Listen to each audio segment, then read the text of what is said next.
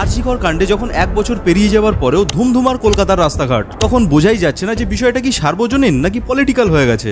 এটা তো পরিষ্কার বোঝা যাচ্ছে যে সিপিএম এর হয়ে অভয় মঞ্চ রাজনীতি করে। যেখানে ওই 2024-এই এই নারী নির্যাতনের মতো মামলাতেই ওয়েস্ট বেঙ্গল পুলিশের তদন্তের উপর বেস করে 6টি কেসে মৃত্যুদণ্ডের আদেশ দিয়েছে কোর্ট, তখন প্রশ্ন উঠছে কেন আরজিকর কাণ্ডে সিবিআই তদন্ত থাকার সত্ত্বেও দোষীকে যোগ্য শাস্তি দেওয়ানো গেল না। ওয়েল, এর একটা যেটা মেজর কারণ আন্দোলনকারীদের তরফ থেকে বলা হচ্ছে সেটা হলো পুলিশের দ্বারা তথ্য প্রমাণ লোপাটের চেষ্টা।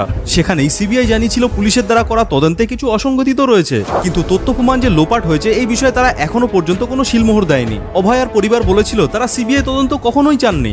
আমরা কোনোদিনই সিবিআই চাইনি, আমরা ম্যাজিস্ট্রেট পর্যায়ে তদন্ত দিয়েছিলাম এবং হাইকোর্টের সুপারভিশনে। শুধুমাত্র হাইকোর্টে একটি পিটিশন জমা দেওয়া হয়েছিল তাদের অ্যাডভোকেটের তরফ থেকে, যেখানে সিবিআই কে তদন্ত চালিয়ে যাওয়ার আবেদন করেছিলেন তারা। পশ্চিমবঙ্গে নারী নির্যাতনের মামলা এর আগে এত বিশাল রূপ কখনোই নেয়নি, তাই যদি এই বিষয়ে দোষীদের দৃষ্টান্তমূলক শাস্তি না হয় তাহলে এমন ঘটনা ভবিষ্যতে আর ঘটবে না এর গ্যারান্টি কেউ দিতে পারবে? মাঝখান দিয়ে কিছু সন্তানহারা বাবা মা সারা জীবন বিচার চাইতে থাকবে অভয়ার বাবা মার মতো। আপনার কি মনে হয় সিবিআই কেন প্রমাণ করতে পারলো না যে এটা বিরলের মধ্যে বিরলতম ঘটনা? কমেন্টে জানাবেন। আর অনেক কিছু জানার জন্য সাবস্ক্রাইব করুন।